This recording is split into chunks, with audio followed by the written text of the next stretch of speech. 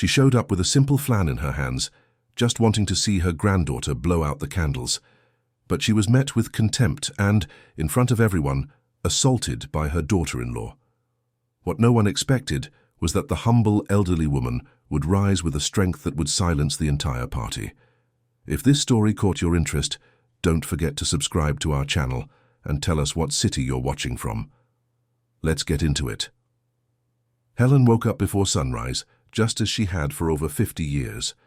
Her tired eyes opened slowly, adjusting to the dim light of the small room she now called home. It was a tiny space in the back of a house on the outskirts of the Bronx, New York, with peeling walls and a narrow window that let in only a sliver of light during the day. There, between a twin bed donated by a neighbor and an old wardrobe that creaked every time she opened it, Helen kept her memories and her dignity. She sat on the edge of the bed, feeling the weight of her 73 years in her joints. Her hands, marked by calluses and prominent veins, trembled slightly as she felt for her slippers on the cold floor. They were hands that had built walls, mixed cement, planted gardens, and cradled a son in her arms when the world still seemed full of promise. Now those same hands held only the longing for a time when everything made sense. The house where Helen lived was hers, or at least it had been. She and her husband, Joe, had bought that empty lot over 40 years ago, when the Bronx was still growing and humble families could dream of a piece of land to call their own. Together they laid every brick of that building. Joe worked as a construction worker during the day and came home at night to build their own house. Helen carried water, mixed mortar, and held the beams while he nailed them in place. They were young, strong, and full of hope. She still remembered the day they finally managed to buy the lot. They had saved every penny for years, stashing money in a cookie tin hidden under the bed. Joe worked 2 different construction jobs, leaving home before 5 in the morning and returning after 9 at night. Helen did laundry for other families, ironed for the wealthy ladies in the neighborhood, and sold homemade pies at the local street fair on Sundays, all to save up an amount that seemed impossible.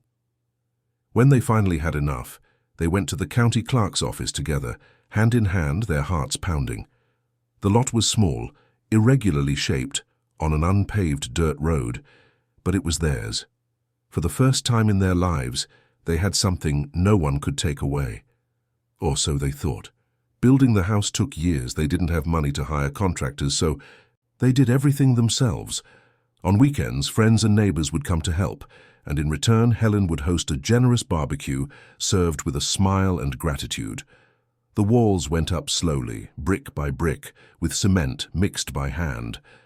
Joe insisted on making the foundations deep and solid, saying that a house needs a strong base to last for generations. Helen would laugh at all his meticulous care, but it also moved her. He was thinking about the future, about leaving something for the son who hadn't even been born yet. Their son, Michael, was born there, in that still unfinished house on a night of heavy rain. Helen remembered the baby's cry echoing off the unplastered walls, Joe's happiness as he held his son for the first time, the feeling that it was all worth it. Michael grew up running through that yard, climbing the trees they planted, playing with the neighborhood kids on sunny afternoons. He was a quiet, obedient boy who helped his mother with chores and respected his father with a silent admiration. The years passed. Michael became a hard-working, honest man, but he carried a fragility that Helen had always noticed. It was as if he was afraid of displeasing people, of making a mistake, of taking up too much space in the world. When he met Sharon, Helen felt a tightness in her chest she couldn't explain. There was something in the way that woman looked at her son, something that mixed interest with calculation.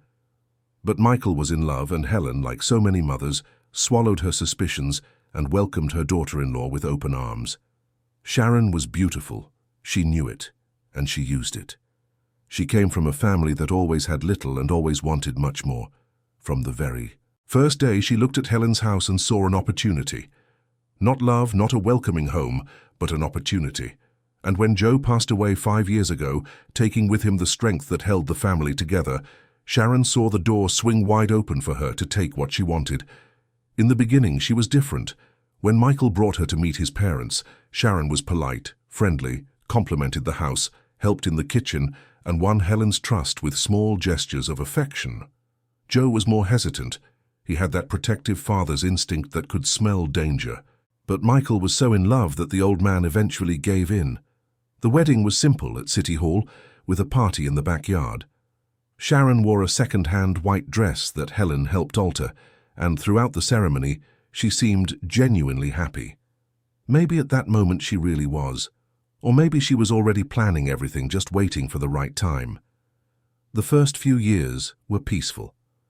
Sharon and Michael lived in a small, cramped rented apartment, but they called it home. Laura was born 3 years after the wedding, and for a while it seemed that motherhood had softened Sharon. She cared for the baby with dedication, nursed her, changed diapers, and sang lullabies. Helen would visit whenever she could, bringing food, helping with her granddaughter, feeling fulfilled as a grandmother. Joe also doted on his little granddaughter, spending hours making funny faces to make her laugh, and he built her a wooden rocking horse that sat in their apartment's living room. But then Joe got sick. It was fast, cruel, without warning. One day he was fine, working, laughing, living. The next he collapsed in the middle of the street. When he got to the hospital, the doctors said it had been a massive stroke. Helen stayed by his side for the 3 days he held on, holding his hand, praying, begging him not to leave her.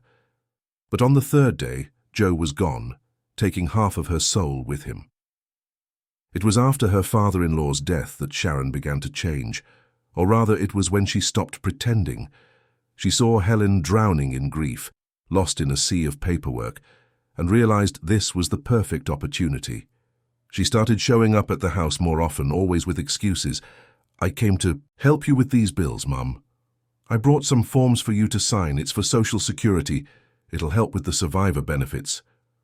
Let me handle this. You don't need to worry." Helen, exhausted and still without the strength to deal with bureaucracy, trusted her, and Sharon, little by little, took control of everything. Helen never really learned to read well. She had only gone to school until the 2nd grade, and then life had pulled her into work, into survival. Joe had always taken care of the paperwork, the bills, the documents. When he was gone, Helen was lost amidst forms, stamps, and words that danced in front of her without making sense. That's when Sharon appeared, with her sweet voice and fake smile. "You need to sign here, Mum. It's just to get the house paperwork in order. It's important, so we don't have any trouble with the government. Trust me, I'll take care of everything." And Helen, tired, grieving, and trusting in the goodness she carried within herself, signed. She signed papers she didn't understand, put her thumbprint on documents she didn't read, and handed her own home over to someone she never should have trusted. By the time she realized what she had done, it was too late. The house, the one she had built with her own hands, was now legally in Sharon's name, and Sharon didn't waste any time. She pushed her mother-in-law into the back room, began treating her like an intruder, a dead weight, an inconvenient reminder of a past she wanted to erase. Michael watched it all happen in silence. He tried to intervene a few times, but his wife crushed him with yelling, with humiliation, with a cold cruelty that left him paralyzed. In front of their daughter, Sharon would call him useless, weak, a worthless man. In front of the neighbors, she would laugh at him, shove him, and treat him like a trained dog. And Michael, trapped in a web of fear and shame, bent lower and lower until he almost disappeared. Helen got up from the bed and walked to the small room's window. Outside, the day was beginning to break. She could hear the first sounds of the house waking up, the noise of a faucet running, Sharon's shrill voice yelling something at Michael. She sighed deeply, feeling the weight of the new day. Today was her granddaughter Laura's birthday. The girl was turning 12, and Helen had promised herself she would be there, even if it was just to give her a hug and wish her a happy birthday. Laura was the light in Helen's darkness. The girl had Michael's sweet eyes and a heart that hadn't yet been tainted by her mother's bitterness. Whenever she could, Laura would sneak away to her grandmother's room, sit on the edge of the bed, and just talk, laugh, and ask for stories about when her dad was a kid. Helen would tell them, and her granddaughter would listen intently, as if the memories were rare treasures. It was in those moments that the elderly woman felt it was still worth being alive. Sharon hated this closeness. She hated seeing her daughter run into her grandmother's arms, hated when Laura came back from a visit with her eyes shining with happiness, hated the idea that there was love in that house that didn't come from her. So, little by little, she started making rules. "Laura, you can't spend so much time back there. Grandma's busy. Grandma needs to rest. Grandma wasn't invited to the party." But Laura, stubborn as only brave children can be, always found a way around the prohibitions. Helen moved away from the window and went to the small makeshift kitchen in the corner of the room. It was an old hot plate, a dented pot, and a few jars of pantry staples she guarded carefully. She opened one of the jars and took out the ingredients she had gathered over the past few weeks. Eggs a neighbor had given her, milk she managed to buy with the coins she saved, sugar she had borrowed. She was going to make a flan for Laura. It wasn't much, not a lavish party like the one Sharon was preparing out front, but it was made with love, and Helen knew her granddaughter would recognize that love in the first bite. She worked slowly, mixing the ingredients with care, feeling each movement like a silent prayer. As she stirred the batter, she remembered all the times she had made that same flan for Michael when he was a child. She remembered the simple parties in the backyard, the laughter of her son's friends, the joy of seeing everyone gathered, eating and celebrating. Where had all that gone? Where was the boy who used to run through the yard? Where was the family she had built with so much sacrifice? The flan went into the makeshift oven, and Helen sat in the old chair to wait. She closed her eyes for a moment, and in that silence, heavy with memories, she felt Joe's presence. He always used to say that justice might be slow, but it always comes, always. Helen wanted to believe that, but with each passing day, her hope was slipping away like sand through her fingers. Outside the small room, the house was buzzing with activity. Sharon was in her element. She had hired a DJ, ordered a huge cake, and filled the yard with colorful balloons and plastic chairs. She invited neighbors, her daughter's classmates, acquaintances whose names she barely knew. It wasn't a party for Laura, it was a party for herself to show that she had power, that she was in control, that she was the owner of that house. Every detail was designed to impress, to create envy, to assert her dominance over everything and everyone. Michael was in the yard helping to set up the tables. He moved like an automaton, obeying his wife's orders without question. Sharon would brush past him, shoving him, correcting everything he did, yelling that he was doing it wrong, that he was incompetent, that he couldn't even handle the simplest things. He would lower his head and carry on as he always did. The neighbors who were helping exchanged uncomfortable glances, but no one said anything. It was better not to get involved. Laura was in her room, looking out the window at the commotion below. She should have been happy, it was her birthday, but she felt an emptiness in her chest she couldn't explain. She was 12, but sometimes she felt much older, as if she were carrying a weight that wasn't hers to bear. She loved her mother, but she was also afraid of her. She loved her father, but it hurt to see him so broken. And she loved her grandmother more than anything, but she didn't understand why she lived in that dark little room, why she couldn't be with them, why everything felt so wrong. The girl went downstairs and into the kitchen, where Sharon was checking the cake. Her mother turned and gave her a wide smile, but it was a smile that didn't reach her eyes. "My princess, everything's ready for your party. It's going to be the most beautiful birthday you've ever had." Laura forced a smile back. "Thanks, Mom. Can I ask Grandma to come?" Sharon's smile froze. Her eyes glinted with restrained anger. "Grandma's busy, Laura. She doesn't need to come. There are a lot of people here. She won't be missed." "But it's my birthday, Mom. I want her to be here." Sharon took a deep breath, controlling her irritation. "We'll see, okay? Now go get ready in your room. Your friends will be here soon." Laura left with her head down, knowing that "we'll see" meant no. She walked up the stairs slowly, feeling tears start to form. When she got to her room, she sat on the bed and hugged her pillow. This wasn't how a birthday was supposed to feel. Back in the small room, Helen took the flan out of the oven and let it cool. It was perfect. Golden on top, creamy inside, exactly as it should be. She wrapped the dish in a clean cloth she had washed especially for the occasion, and waited. She waited for the right moment, that instant when she could approach her granddaughter, give her this gift made with love, and then return to her corner. She didn't want any trouble, didn't want to draw attention. She just wanted to see Laura smile. The afternoon arrived, and with it, the guests. The yard filled with people, laughter and loud music. The DJ Sharon had hired was a young guy, maybe in his early 20s, who set up his equipment in a corner and started playing upbeat music. His name was Ryan, and he was known in the neighborhood for being a good professional. He had an observant eye, the kind that picks up more than it should. Sharon was radiant, mingling with the guests, laughing loudly, boasting. Michael was sitting in a corner, almost invisible, drinking a beer and staring at the floor. A few friends tried to strike up a conversation with him, but he answered in monosyllables and they soon gave up. It was as if he wasn't really there. Laura appeared, dressed for the party, looking pretty and neat, but with that same emptiness in her eyes. Sharon pulled her to the center of the yard, made sure to take pictures to show everyone what a dedicated mother she was, how this party was proof of her love.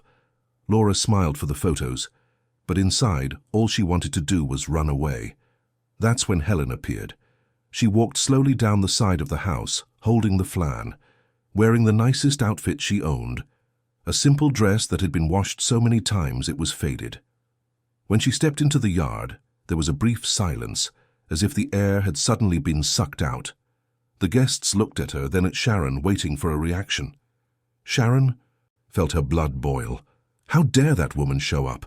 How dare she invade her party with that pitiful look on her face, with that ridiculous, cheap flan? But she controlled herself, at least for now. Too many people were watching, and she had to keep up appearances. Laura saw her grandmother and her face lit up. She ran to her and hugged her with all her might. Helen closed her eyes and felt that hug like a balm on her soul. She held her granddaughter's face with one hand and whispered, "Happy birthday, my sweet girl. This for you, with all my love." Laura took the flan, moved, and looked at her grandmother with shining eyes. "Thank you, Grandma. I love you." Sharon watched the scene from a distance, her expression a mixture of hatred and envy. How did that old woman manage to steal her daughter's attention? How did she make Laura smile like that, a way she herself never could? It wasn't fair. None of it was fair.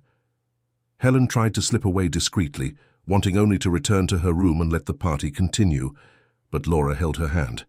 "Stay here with me, Grandma, please." The elderly woman hesitated. She knew her presence would only cause trouble, but she couldn't deny anything to this girl. So she stayed, standing next to her granddaughter, as the party went on around them. The guests went back to their conversations. The DJ started playing music again, and for a few minutes it seemed like everything would be okay. But Sharon couldn't take her eyes off her mother-in-law. She saw the way Laura held her grandmother's hand, the way Helen smiled at her granddaughter, saw that love she could never replicate. And it ate at her, from the inside like acid. She took another sip of beer, felt the alcohol warm her chest, and decided she wasn't going to let this go. She wasn't going to let that old woman ruin what was hers. Not again. Michael noticed his wife's expression and felt his heart clench. He knew that look. It was the look that came before the storm. He stood up from his chair and tried to approach, maybe to calm Sharon down, maybe to prevent what he felt was about to happen. But he knew deep down that he didn't have the strength to stop anything. He never had. The sun began to set, painting the sky orange and pink, and the party continued. Ryan, the DJ, watched everything from his station. He'd seen a lot in his life, played at many parties, but there was something about this house that bothered him. Something in the tension in the air, in the way the blonde woman looked at the elderly lady, in the sadness of the man sitting in the corner. He couldn't explain it, but he felt something was about to happen. And on instinct, he turned on the recording function on his equipment. He always did it at parties to have a record of the sound and improve his work later, but tonight, that recording would be far more important than he could ever imagine. It was time to sing Happy Birthday. Sharon gathered everyone, lit the candles on the giant cake, and called Laura to the center. The girl went, still holding her grandmother's hand, bringing Helen with her. That was the last straw. Sharon felt the rage explode inside her like a bomb. No. She would not allow that old woman to be at the center of her party next. To her daughter, stealing the spotlight that belonged to her. Everyone started singing, and Sharon's voice stood out, loud and shrill, as if trying to drown out all the others. Laura blew out the candles, and the guests applauded. It was then that Helen took a step forward, holding the flan she had brought, and offered it to her granddaughter. "This is for you, Laura, made with all my love." Laura was about to take the dish when Sharon appeared in front of them like a human barrier. Her face was red, her eyes blazing with anger. "You weren't invited. Here?" Her voice cut through the air like a blade. The music stopped. The DJ cut the sound. The guests fell silent, embarrassed, not knowing where to look. Michael stood up from his chair but remained frozen where he was, paralyzed by fear. Helen looked at her daughter-in-law calmly, holding the flan firmly. "I only came to bring a gift for my granddaughter. I don't want to cause any trouble." Sharon took a step forward, invading her mother-in-law's space. "Trouble? You are the trouble, you always have been. Showing up here with your pity food, trying to play the victim, trying to get attention, but this is my house, this is my party, and you have no place here." The words came out like venomous spit. Laura started to cry, trying to get between her mother and grandmother. "Mom, stop, please!" But Sharon pushed her aside and continued, now shouting for everyone to hear. "You ruin everything, you always have. You're a useless old woman who's only good for taking up space. I don't even know why I still let you stay in that back room. I should have thrown you out on the street a long time ago." The guests were shocked. Some started to get up, thinking of leaving, but they were trapped there, unwilling witnesses to the terrible scene. Michael finally managed to move and tried to approach. "Sharon, that's enough. This isn't right." She turned to him with a murderous glare. "You shut up, you spineless coward. This is between me and your mother. Or are you going to defend her? Show everyone you're a man with no backbone." And before he could answer, Sharon shoved him hard. Michael stumbled and nearly fell. The humiliation was complete. He lowered his head and backed away, defeated once again. Sharon turned her attention back to Helen, who was still standing there holding the flan as tears began to roll down her wrinkled face. The elderly woman said nothing, just looked at her daughter-in-law with a deep sadness, the kind that needs no words to be understood. It was then that Sharon saw the faulty plastic chair leaning against the wall. It was an old chair, with one of its legs cracked, one she had set aside to throw away. In that moment of blind fury, she grabbed it and lifted it over her head. The guests gasped in disbelief. Laura screamed. Michael tried to move, but it was too late. Sharon brought the chair down with all her might, striking Helen across the back. The impact was brutal. The elderly woman staggered forward, the flan slipped from her hands and crashed to the ground, spreading into a golden, creamy puddle. Helen fell to her knees, feeling the pain explode in her back, feeling the world spin around her. The silence that followed was deafening. No one moved, no one breathed. It was as if time had frozen in that horrific instant. Laura ran to her grandmother, crying uncontrollably, trying to help her up. Michael stood frozen, his hands shaking, his eyes full of tears, guilt crushing him like an unbearable weight. Sharon dropped the chair to the ground and looked around at the shocked faces of the guests, then said, in a voice that tried to be firm but trembled at the edges, "She deserved it. She doesn't respect anything. She doesn't respect anyone." But no one believed her. Everyone had seen it. Everyone knew it was an act of unjustifiable cruelty. And in that moment, something in the air shifted as if an invisible line had been crossed and there was no going back. Helen was on her knees, her hands braced on the cool dirt of the yard, feeling the throbbing pain in her back. The flan she had made with so much love was splattered around her, a golden stain that seemed to carry all the sadness of that moment. Laura was by her side, crying, trying to help her up, but the elderly woman couldn't move, not because of the physical pain, though it was intense, but because of the pain in her soul, the humiliation, the certainty that she had crossed a threshold from which she could never return. The guests remained paralyzed, some with hands over their mouths, others with eyes wide in shock. It was as if they were all trapped in a bubble of disbelief, unable to process what they had just witnessed. A woman had hit an elderly lady with a chair in front of everyone, in front of a child. This wasn't a family argument that got out of hand. This was pure, cruel, unjustifiable violence. Sharon still held the broken chair, panting, her face red and her eyes shining with a rage that seemed endless. She looked around at the shocked faces of her neighbors, and for the first time that night felt a pang of uncertainty. Had she gone too far? No. She couldn't think like that. She couldn't show weakness. She dropped the chair to the ground with a loud clatter and lifted her chin defiantly. She deserved it. You all saw it. She came here to disrespect me, to invade my home, to ruin my daughter's party. I was just defending myself. But no one answered. No one agreed. The looks that were once of embarrassment were now of disgust. An older woman, long-time neighbor, stood up from her chair and left without a word, shaking her head in disapproval. Others began to rise as well, grabbing their purses, gathering their belongings, and quietly leaving through the gate. The party was over, and everyone knew it. Michael finally managed to move. He ran to his mother and knelt beside her, tears streaming down his face. "Mum, forgive me. Forgive me. I should have protected you. I should have done something." Helen looked at her son, and in her gaze were so many things: love, disappointment, sadness, but also a deep understanding. She knew Michael better than anyone. She knew his fragility, knew he was trapped in a situation that was suffocating him. She wasn't angry with him.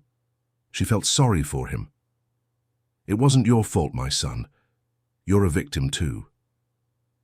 The words came out low, tired, but carried a truth that cut Michael like a knife.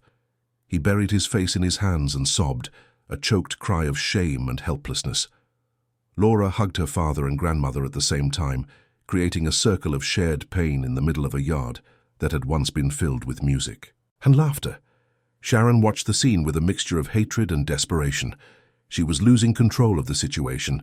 People were leaving. Laura was crying. Michael was hugging his mother instead of defending her. Everything was going wrong. She needed to regain control. She needed to make people forget what they saw, to make them believe her again. "Are you all just leaving? The party's not over. There's still cake, there are drinks. Please stay." But no one stayed. One by one, the guests left, some without even saying goodbye, others muttering vague excuses. Soon the yard was empty, with only scattered chairs, deflating balloons, and the untouched cake on the table. The party Sharon had so meticulously planned to display her power had turned into her worst nightmare. Ryan, the DJ, was packing up his equipment when he saw the scene from his corner.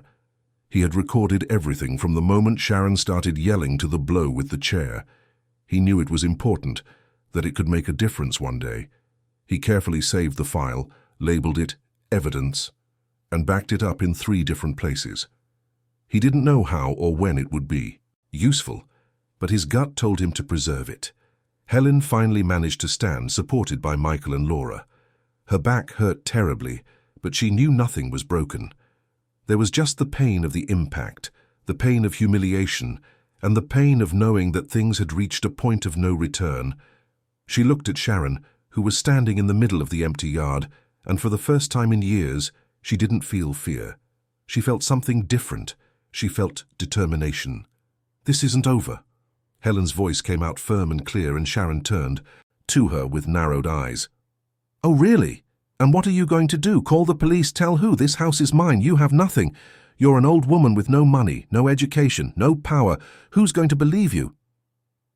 Helen didn't answer. She just looked deep into her daughter-in-law's eyes, with an intensity that made Sharon take a step back. Then, leaning on her granddaughter, she walked slowly back to her small room. Each step was an effort, but she would not bend. She would not give Sharon the satisfaction of seeing her broken. When she reached her room, Helen sat on the edge of the bed and asked Laura to get something. The girl ran and came back carrying an old cracked leather folder that her grandmother kept inside the wardrobe.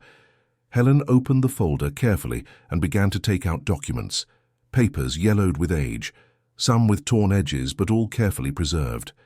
They were the original deeds to the house, property tax receipts dating back decades, letters exchanged with Joe when he was working in another city, and they were planning to buy the lot.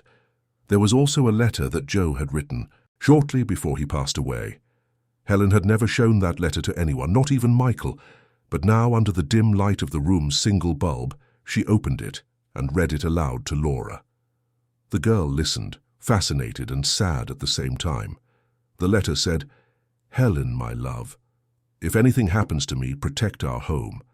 I know you trust people, and that's a beautiful thing about you, but not everyone deserves that trust.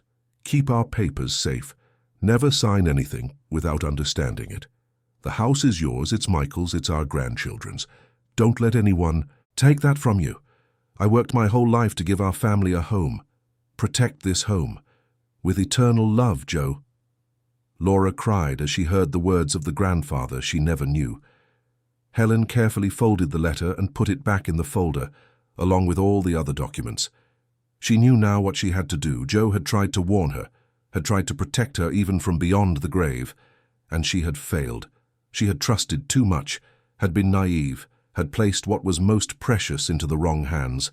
But there was still time. There was still a chance to make things right. "Grandma, can we do something with these papers?"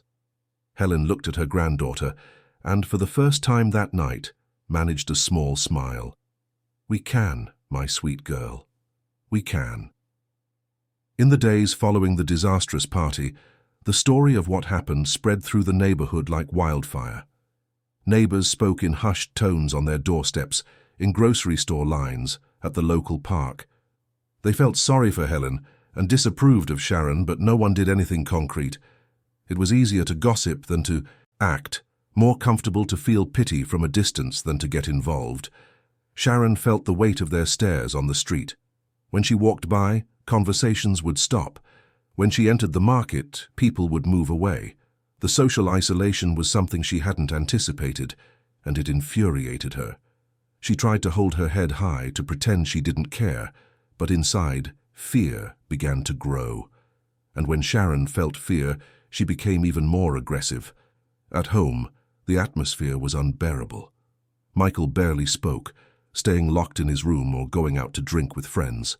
Laura retreated into her own world, spending hours in her room writing in her diary, drawing, trying to process everything she had seen and felt. Sharon tried to get close to her daughter, but Laura avoided her. The girl could no longer look at her mother in the same way. She had seen something in her that night, something dark and frightening that had forever changed the image she had of her. Helen, for her part, didn't leave her small room for the first few days. Her back still ached and she needed time to think, to plan. She received discreet visits from Laura, who would bring her food hidden from her mother, sit on the edge of the bed and just be there in silence, keeping her company. These were precious moments that strengthened the bond between grandmother and granddaughter and planted in the girl the seed of a courage she didn't know she possessed. It was Laura who had the idea for the letter. One night, lying in her room, she took a pen and paper and began to write. She wrote about her grandmother, about everything she represented, about the love she always gave even when she received nothing in return. She wrote about the party, about what she had seen, about the pain she felt in her chest. She didn't know what she would do with the letter yet, but she needed to get everything she was holding inside out. While Laura was writing, Ryan, the DJ, was at his home, thinking about the video he had saved. He knew he had something important, but he didn't know how to proceed. Tell the police? Show it to someone? Stay quiet? His conscience bothered him. He had seen a clear injustice, he had the proof, but I didn't know what his role was in all of this. He decided to wait.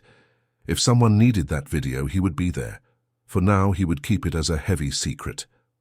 A week after the party, Helen received an unexpected visitor.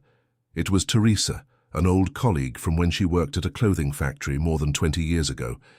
The two had been very close, sharing lunches, sharing the sorrows and joys of life. After the factory closed, they went their separate ways, but never completely lost touch. Teresa had heard the rumors in the neighborhood and decided to check on her friend. When she entered the small room and saw the conditions Helen was living in, her heart ached. "Helen, my friend, what have they done to you?" The two women hugged and cried together. Helen told her everything, from the day she signed the papers without understanding to the assault at the party. Teresa listened intently, shaking her head, holding her friend's hand. "You need a lawyer, Helen. This can't go on. You have rights. You have proof." "But I don't have money for a lawyer, Teresa. I barely have enough for food." Teresa thought for a moment and then had an idea. She remembered her daughter, Patricia, who had graduated from law school 2 years ago and was just starting her career. She was an idealistic young woman who always talked about using the law to help those most in need. Maybe she could do something. "My daughter's a lawyer, Helen. I'll talk to her. I'm sure she'll want to help." Helen felt a flicker of hope ignite inside her. It wasn't much, but it was something. And at that moment, something was more than she had before. Patricia came to visit Helen a few days later. She was a young woman of about 26 with determined eyes and a serious way of speaking. She sat in the small room, listened to the whole story, and examined the documents Helen kept in the old folder. The more she read, the more her indignation grew. This was a clear case of elder abuse, fraud, and misappropriation, and the physical assault made it all the more serious. "Mrs. Miller, you have a strong case, very strong. I'm almost certain we can reverse the situation with the house and also sue your daughter-in-law for assault. But it will take courage. You'll have to face all of this in court, give testimony, relive painful moments. Are you willing to do that?" Helen looked at the young lawyer and saw in her something she had lost long ago. She saw hope. She saw justice. She saw the possibility of finally standing up and fighting. "I'm willing. Not for me, but for my granddaughter. She needs to see that we can't let wrong things stand. She needs to learn that it's always worth fighting for what's right." Patricia smiled and extended her hand. "Then we'll fight together. I'll take this case pro bono. That means for free. Not out of pity, but for justice. Because my mother always told me stories about you, about how strong, hard-working, and generous you were, and because I believe everyone deserves to have their dignity back." The two shook hands, sealing a partnership that would change everything. Helen felt for the first time in years that she was not alone, that there were people willing to fight by her side, and that made all the difference. In the following days, Patricia began working on the case with total dedication.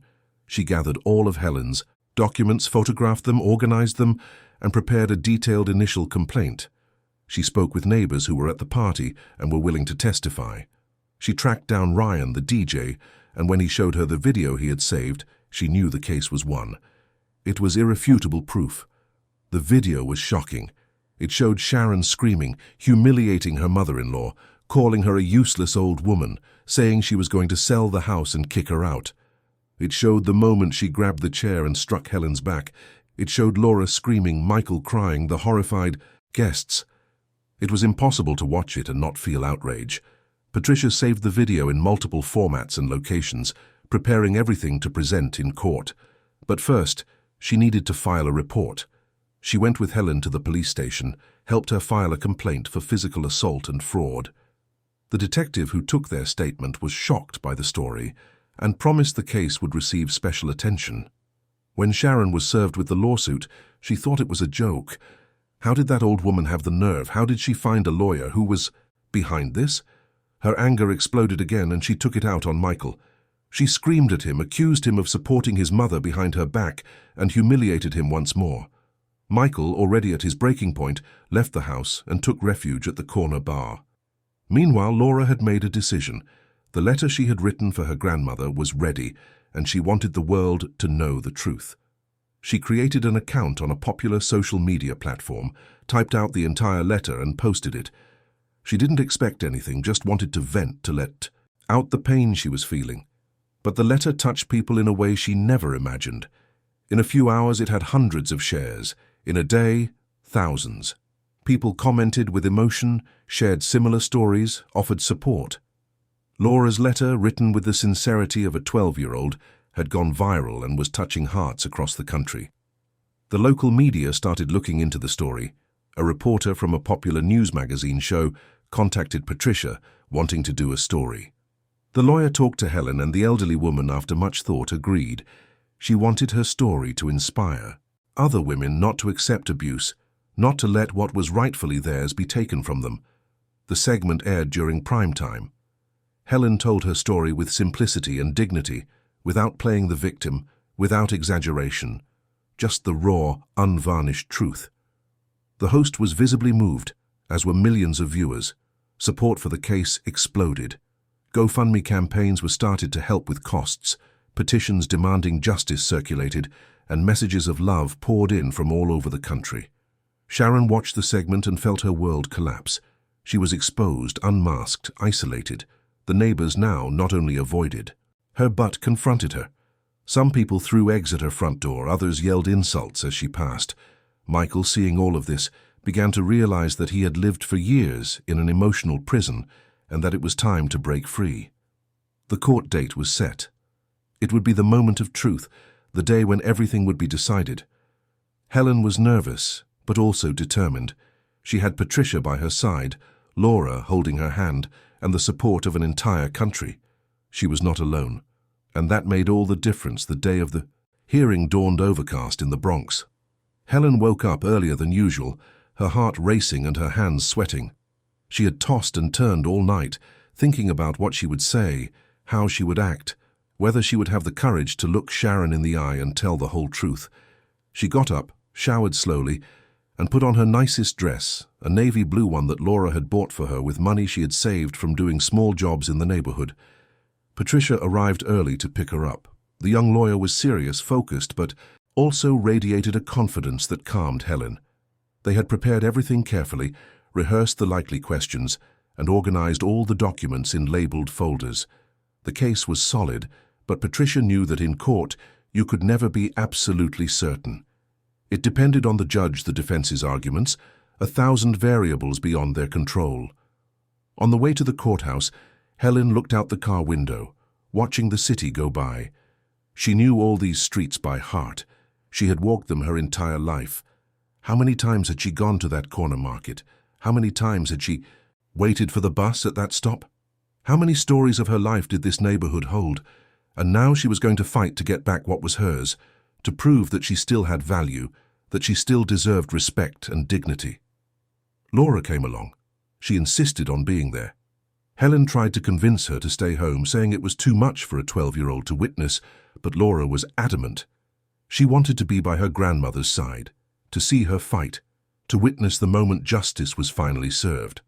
Michael came too, but he was quiet the whole way, staring at his hands, lost in his own thoughts. When they arrived at the courthouse, people were already waiting. The story had gained so much attention that reporters were at the entrance, wanting to interview Helen. Patricia kept them at a distance, explaining that her client needed peace before the hearing, but she promised that, depending on the outcome, there would be time for interviews later. Inside the building, the atmosphere was solemn.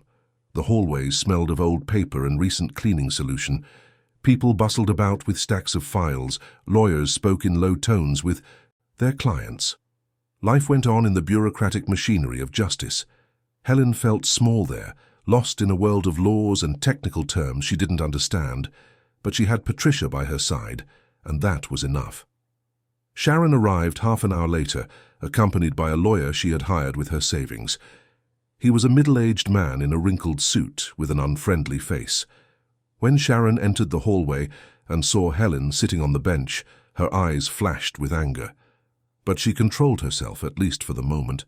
She knew she had to maintain appearances, that she was being watched, that one wrong move could ruin everything.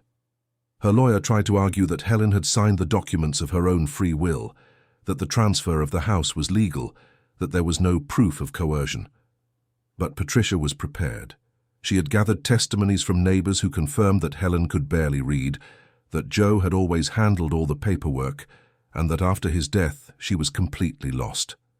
She also had the letter Joe himself had written before he died, warning his wife not to sign anything without understanding it. When they were finally called into the courtroom, Helen felt her legs tremble. Patricia held her arm firmly and whispered words of encouragement. Laura held her grandmother's other hand, squeezing it tightly, conveying all the love and support she could. They walked in together, side by side, 3 generations of women united in the pursuit of justice. The judge was a man in his 50s, with glasses and a stern expression. He sat in his chair, adjusted the papers on his desk, and asked everyone to be seated. He began by reading the case file aloud, a summary of everything at stake. The ownership of a house, the dignity of an elderly woman, the redress of an abuse. When he finished reading, he looked at Helen and asked if she was ready to give her testimony. Helen stood up, her legs still shaking, and went to the witness stand. She looked around, saw Sharon sitting on the other side with that familiar look of disdain. She saw Michael, head down, avoiding everyone's gaze. She saw Laura, her eyes full of tears, but also determination. And then she began to speak.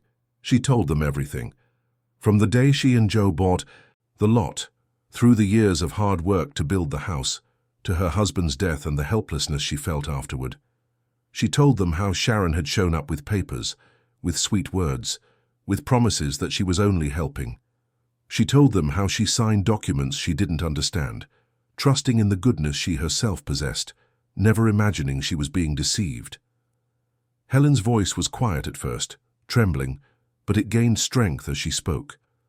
By the time she got to the part about being pushed into the back room, about being treated like an intruder, in her own home about the daily humiliations, the entire courtroom was silent. Even the judge had stopped writing and was looking at her intently, and then she told them about the party, about how she made a flan with the few resources she had, how she just wanted to hug her granddaughter and go back to her corner, how she was assaulted in front of everyone. When she finished, she was crying, but not from weakness. They were tears of someone who had finally been given the chance to be heard, to tell her side of the story, to exist as a person. The judge asked her to sit down and called Sharon to the stand. The daughter-in-law stood up arrogantly, her chin held high, and walked to the stand. Her lawyer had instructed her to deny everything, to say the assault was an accident, that the house transfer was legitimate. And that's what she tried to do. She said Helen had signed the papers knowingly, that she knew exactly what she was doing. She said the elderly woman was problematic, that she made up stories, that she wanted to cause trouble in the family. As for the assault, she claimed it was an accident, that the chair slipped from her hand, that she never intended to hurt anyone. Her voice was firm, but her eyes betrayed her nervousness. She was lying, and everyone there knew it. It was then that Patricia asked for the floor and requested to show the video. The judge authorized it, and Ryan, who was present as a witness, handed over the media he had prepared. They turned on the equipment, projected the video onto the screen, and the entire room watched in silence.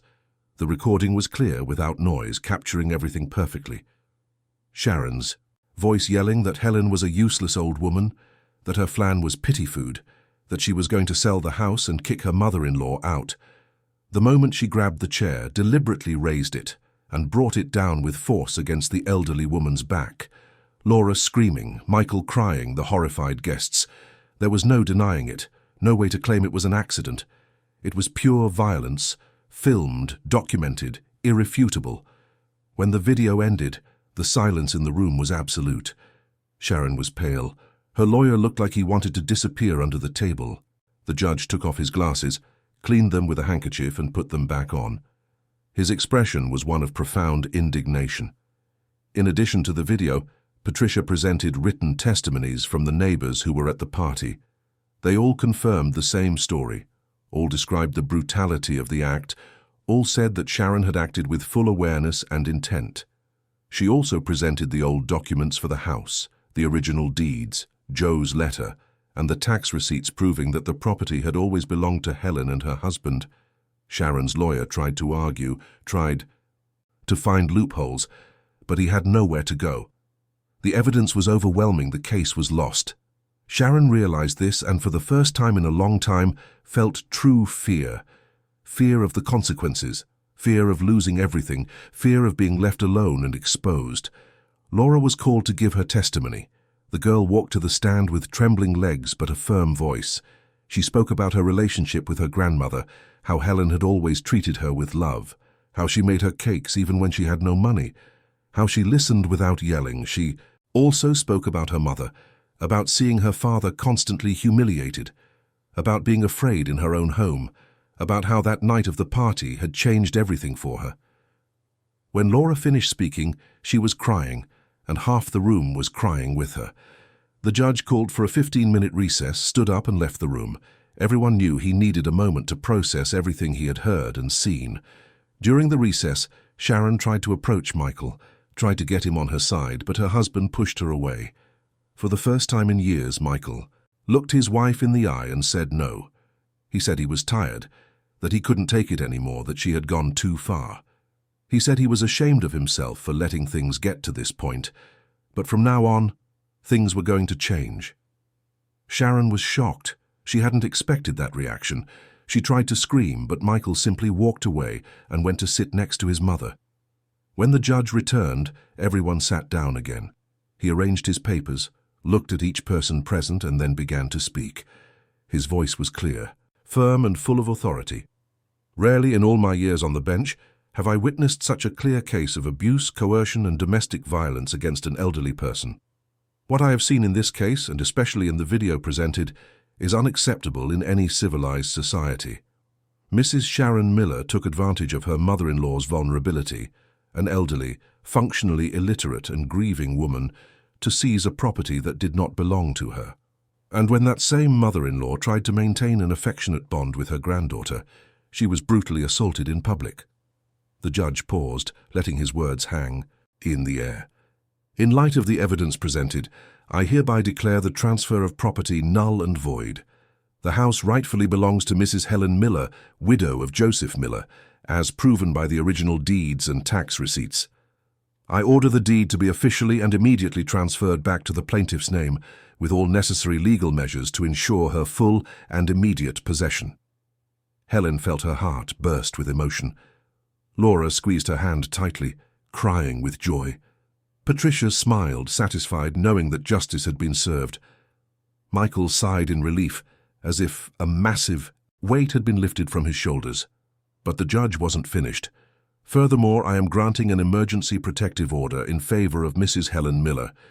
Mrs. Sharon Miller is prohibited from approaching the plaintiff within 500 feet, from contacting her by any means, and from entering the property in question. Violation of this order will result in immediate arrest. Mrs. Sharon Miller will have 48 hours to remove her personal belongings from the residence, accompanied at all times by a court officer. Sharon was in shock, unable to process what she was hearing. Her lawyer tried to protest, but the judge cut him off with a firm wave of his hand. I am not finished. The district attorney's office will be notified to take appropriate action regarding the physical assault documented in the video. There is sufficient evidence of felony assault on an elderly person, which may result in a criminal case independent of this civil action.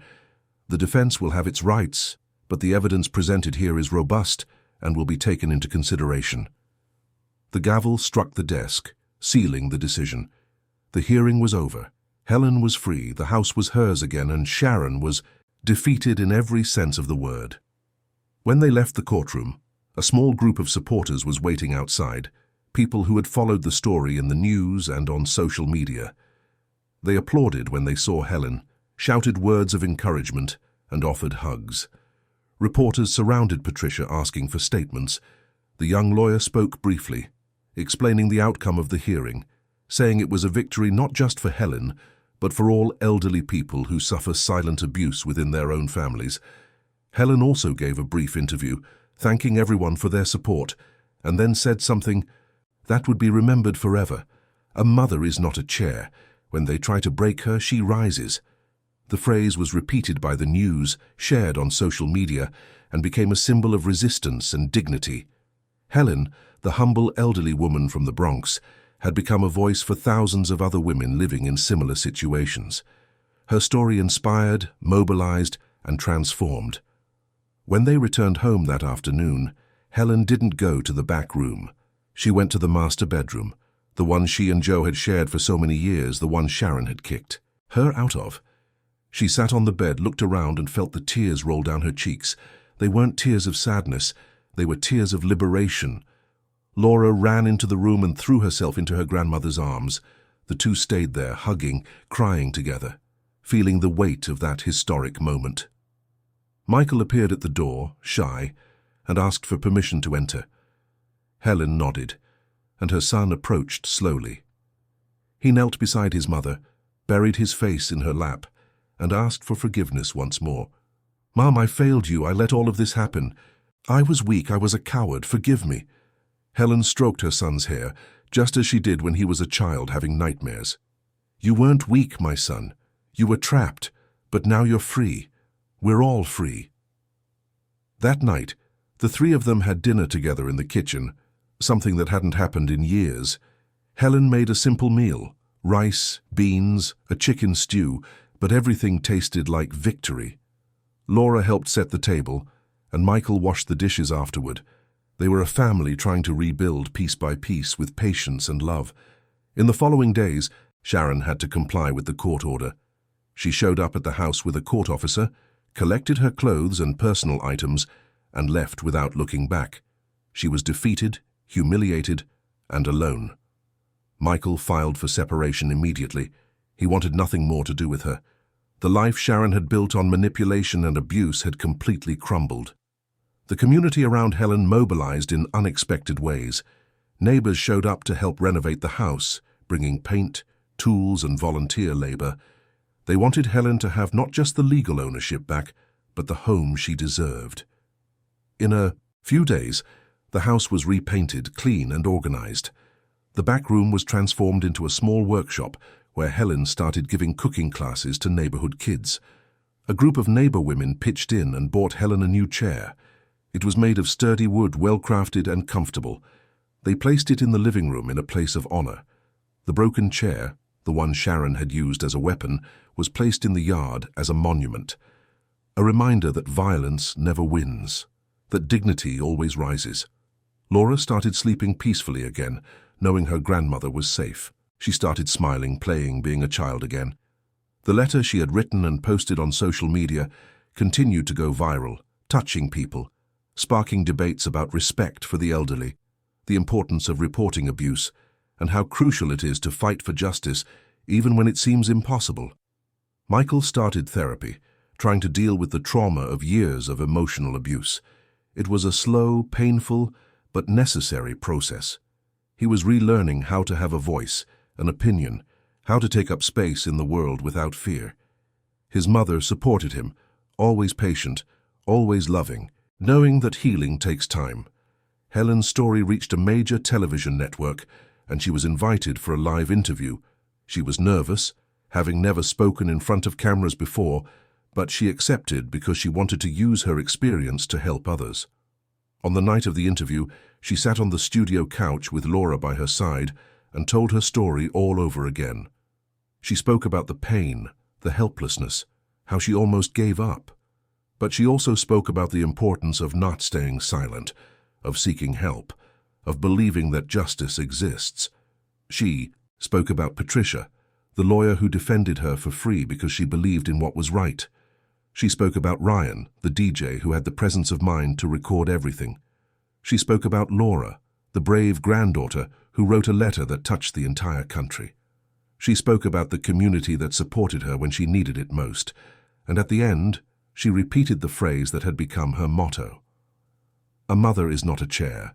When they try to break her, she rises. The interview had millions of viewers and made a huge impact. In the following days, the National Elder Abuse Hotline received a significant increase in calls. People living in similar situations felt encouraged to seek help, to report abuse, to fight for their rights. Helen had unintentionally become a spokesperson for an urgent and necessary cause. Local schools began using her story as an example in educational projects. Children learned about respecting their elders, the importance of family, and how to recognize and report abuse. Laura visited some of these schools, telling her part of the story, answering questions, and inspiring other children to be brave. Helen's life had changed completely. She was no longer the invisible elderly woman, pushed into a back room treated like a dead weight. She was a respected, admired woman whose testimony had the power to change realities, but deep down, she remained the same. Humble, generous, with a heart too big to hold a grudge. One afternoon, a few months after the hearing, Helen was in the yard watering her plants when she saw Sharon standing across the street. Her former daughter-in-law didn't approach, respecting the restraining order. But she stood there looking at the house that had once been hers. Helen could have turned her back, could have called the police, but she did none of that. She just looked back with an expression that mixed sadness and understanding. Sharon lowered her eyes and walked away slowly, disappearing around the corner. Helen went back to watering her plants, thinking about how hatred corrodes people from the inside, how greed blinds them, how love is always the harder path but also the only one worth taking. She didn't wish Sharon ill. She only wished that she would learn, that she would change, that she would find peace somehow.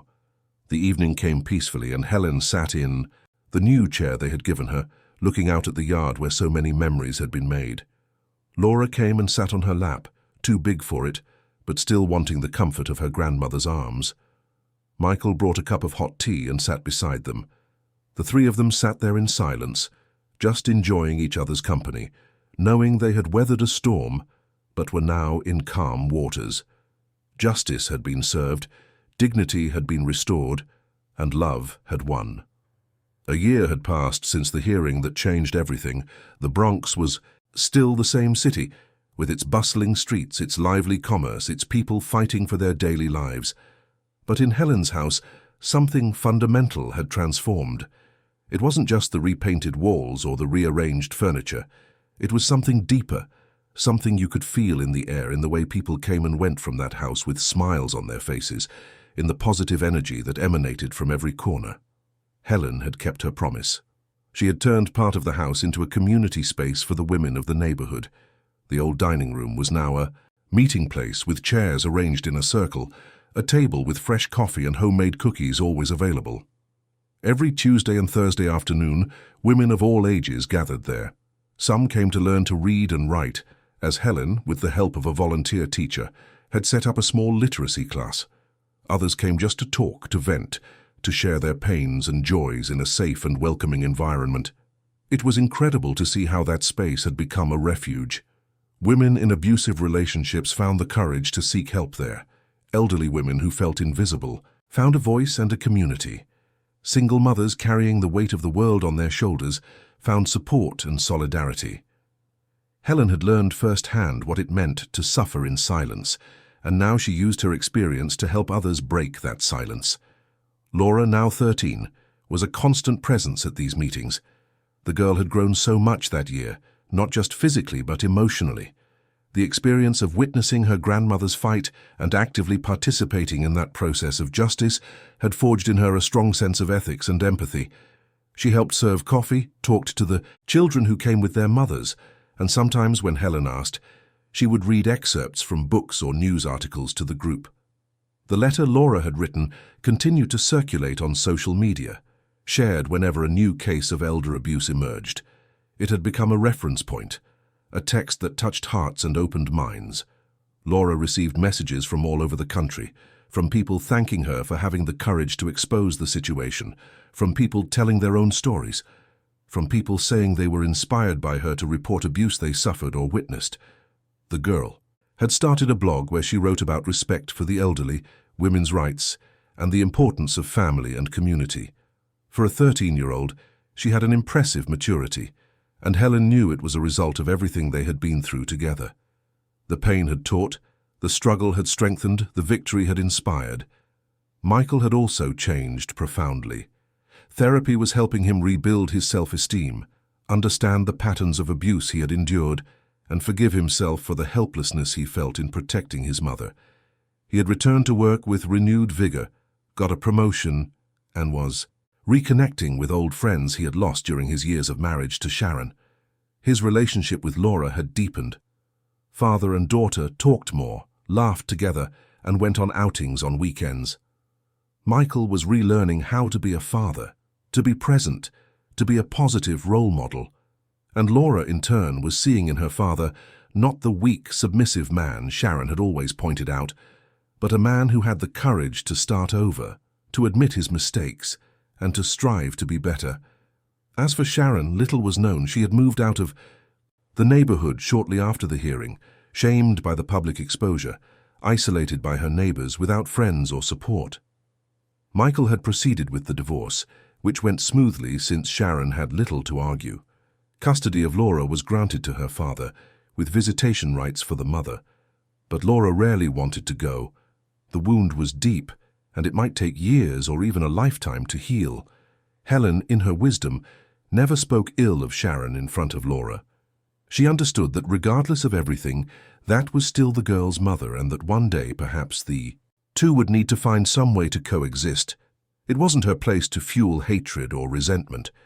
It was her place to teach about forgiveness, about compassion, about how it's possible to heal without forgetting. The community space Helen created began to attract the attention of social organizations and NGOs working on elder rights and combating domestic violence. Representatives from these organizations visited the house, learned about the work being done, and offered support. They secured donations of books, educational materials, and snacks for the meetings. Some volunteer lawyers, inspired by Patricia's work, began offering free legal consultations in the space, helping women understand their rights and take legal action when necessary. Patricia remained a constant presence in Helen's life. The two had developed a deep friendship that went beyond the lawyer-client relationship. Patricia saw Helen as a second mother, a source of wisdom and strength. Helen saw in Patricia the hope of a more just, more conscious generation, more willing to fight for those without a voice. The young lawyer had gained professional recognition for the case. Her office, which once had few clients, was now always busy.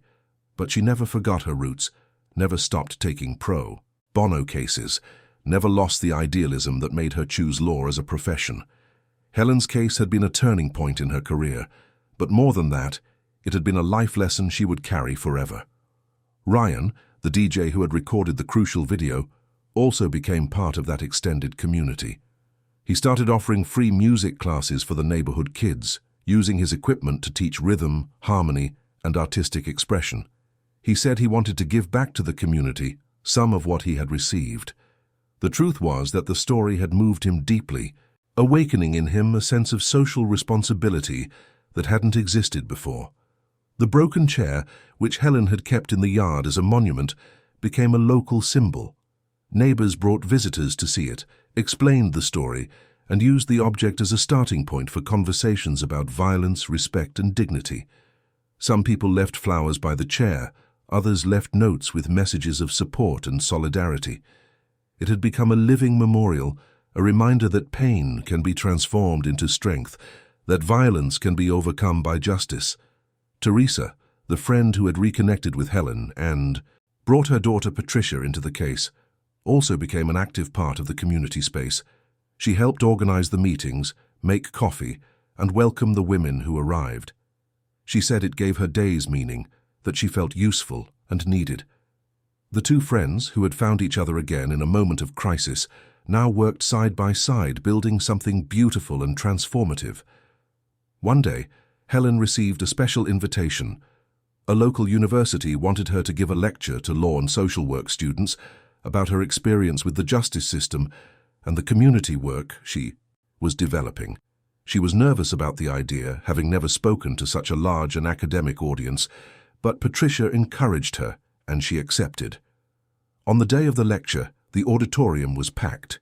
Students, professors, professionals in the field. Everyone wanted to hear the story of this simple woman who had become a symbol of resistance. Helen took the stage with trembling legs, but when she began to speak, her voice gained firmness. She told her story once more from the beginning, not sparing painful details but also celebrating the victories and lessons learned. She spoke about the importance of lawyers committed to social justice like Patricia. She spoke about the crucial role of evidence, like Ryan's video. She spoke about the courage needed to report abuse, even when you're afraid. She spoke about the power of community, about how no one wins alone, about how solidarity is the greatest strength we have, and at the end, she repeated the phrase that had become a mantra: "A mother is not a chair. When they try to break her, she rises." The auditorium erupted in applause. Many had tears in their eyes. Some students asked questions, and Helen answered with the wisdom of someone who had lived, suffered, and learned. When the lecture ended, a line formed of people wanting to greet her, thank her, and take pictures with her. Helen, always humble, received each person with a smile and a warm hug. This lecture was just the first of many. Helen began to be invited to speak at schools, community centers, and human rights events. Her story had become an educational tool, an inspiration for change, an example that it's never too late to fight for justice. She never charged for these lectures, saying she was just doing her part, giving back to the world some of the support she had received. Over time, Helen's work gained even greater dimension. The New York City government officially recognized the community space she had created and offered structural support. They helped renovate the space, expand the community library that had formed, and install computers for digital literacy classes. What had started as the personal initiative of a determined elderly woman had transformed into a structured and effective social project. Laura watched it all with immense pride.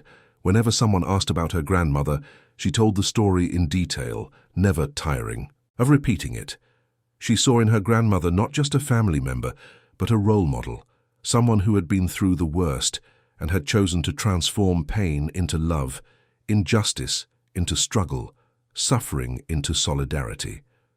The girl had decided that when she grew up, she wanted to be a lawyer like Patricia.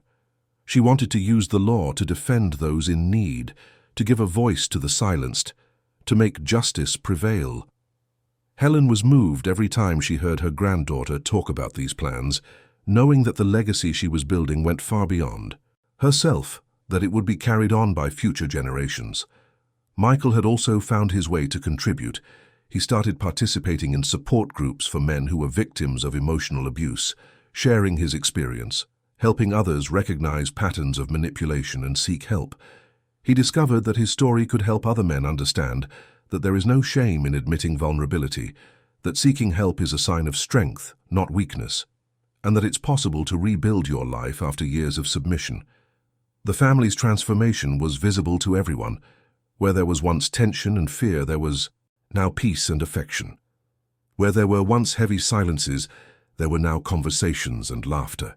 Where there was once an elderly woman pushed into a dark room, there was now a respected, loved, and celebrated matriarch. On a particularly beautiful afternoon, with the golden late afternoon sun bathing the yard, Helen was sitting in her new chair, the one the neighbors had given her. She looked at the activity in the house, at the women coming and going from the community space, at Laura helping serve coffee, at Michael talking to a young man who had come for legal advice. From Patricia, she felt a deep peace, the kind that only comes when you know you're in the right place doing the right things, surrounded by the right people. She remembered her Joe, imagined him looking down from heaven, proud of what she had accomplished. She remembered the letter he had written asking her to protect the house, and she smiled, thinking she had done more than that. She had protected not just the house of bricks and mortar, but her dignity, her values, her legacy. The broken chair was still in the yard, worn by time and weather, but still standing, still serving its purpose as a reminder. Some of the children who came with their mothers to the meetings would stop in front of it, curious, and ask about the story. Helen always told them, adapting the narrative for each child's age, but always ending with the same message. Never accept being treated with disrespect, always fight for your rights, and always believe that you can get back up, no matter how many times they try to knock you down. The night fell slowly, painting the sky in shades of pink and orange. The women left the community space, each taking with them a bit of the positive energy they had found there. Helen said goodbye to each one, hugged them, wished them a good night, and promised she would be there for the next meeting. When the house finally quieted down, and only the family remained, the three of them sat at the table for dinner. Helen had made rice, beans, and a simple but flavorful beef with onions. Laura set the table, and Michael brought a pitcher of juice. They sat together, as they did every night now, and before they started eating, they did something that had become a ritual. They held hands, and each said one thing they were grateful for that day. Laura began. "I'm grateful for Grandma, for everything she teaches us every day." Michael continued, his voice thick with emotion. "I'm grateful that I had the courage to start over, and for having you two by my side." Helen closed her eyes for a moment, feeling the warmth of their hands in hers, and then said, "I'm grateful to be alive, to be here, to be able to be useful. I'm grateful for the love that unites us and the strength we found together."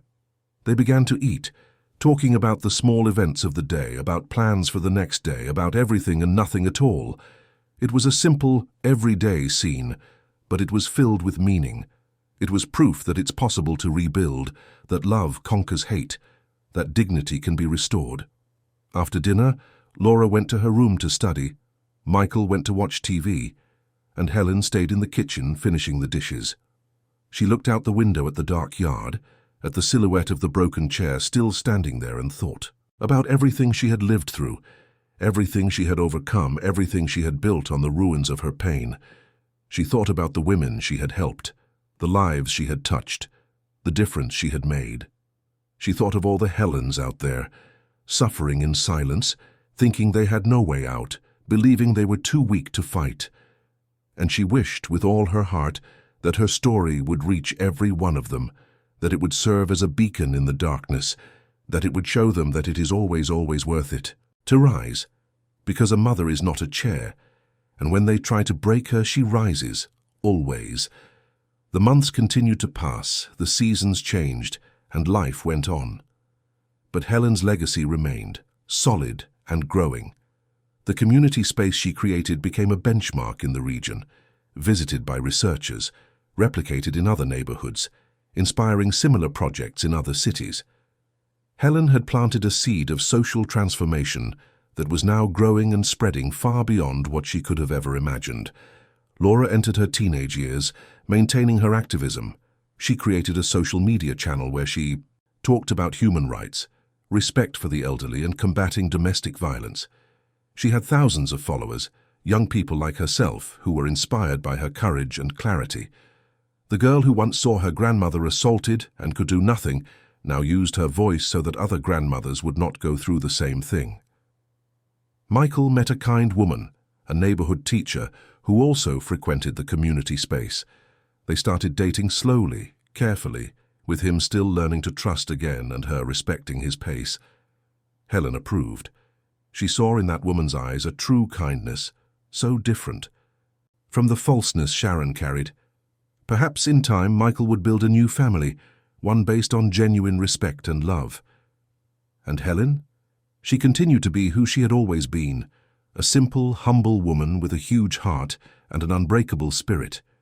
She woke up early every day, said her prayers, took care of the house, welcomed the women of the community, gave her lectures, and lived her life with fullness and purpose. She never boasted about the fame she had gained, never thought she was special for being in the news. She saw it all as a natural consequence of fighting for what was right, nothing more. Sometimes on quiet nights she would sit in her new chair and talk to her Joe as if he were still there. She would tell him about her day, about the small and large victories, about the challenges she still faced. And she felt in some inexplicable way that he heard her, that he was proud, that he approved of every step she had taken. The house they had built together, brick by brick, sweat by sweat, was now more than a house. It was a symbol of resistance, space for healing, a home for those who needed shelter. The walls that had witnessed so much pain now witnessed transformation. The yard that had been the stage for humiliation was now the stage for celebration. Where there was silence, there was now a voice. Where there was oppression, there was now freedom. And all of this because a 73-year-old woman, after being knocked down in the cruelest way, chose to get up, chose to fight, chose not to accept injustice as an inevitable fate, chose to transform her pain into purpose, her scar into a message, her story into hope for others. Helen proved that age is not synonymous with fragility, that humility is not synonymous with weakness, that silence does not have to be eternal. She proved that it is possible to start over, even when all seems lost. She proved that human dignity is indestructible. It can be wounded, violated, trampled, but never completely destroyed, because it can always, always rise again. The broken chair in the yard remained, a silent witness to all that had happened. It was no longer just a piece of cracked plastic. It was a monument to overcoming, a reminder that what they tried to use to destroy had become a symbol of strength. The cracks in the chair were like the scars on Helen's soul. Painful marks, yes, but also proof of survival, testaments to battles won. And so, Life went on in Helen's house in the Bronx, a life full of meaning, purpose, and love. A life that inspired, that transformed, that proved it's never too late for justice, never too late to start over, never too late to rise. Because a mother is not a chair. And when they try to break her, she rises. Always, always she rises. End of story. Dear listeners, we hope the story of Helen, Laura, and Michael has deeply touched your hearts. If you were moved by this journey of struggle, resilience, and restored dignity, please leave a like, subscribe to our channel, and tell us in the comments which moment stood out to you the most. Was it Helen's courage to stand up, Laura's emotional letter, Michael's transformation, or perhaps the creation of that community space that changed so many lives? Every day we bring you intense and true stories like this one, revealing the deepest side of the human soul, showing that it's possible to win even when all seems lost, and inspiring each of us to be better, to fight for what's right, and to never accept injustice as our fate. Your participation is crucial for us to continue sharing these stories. Share this with those you love, comment with your thoughts, and become part of this community that believes in the transformative power of human narratives. We'll see you in the next episode, with a new story that will stir your emotions and make you believe even more in the strength of the human spirit. Until then, remember, you too can rise no matter how many times they try to knock you down. A big hug and see you next time.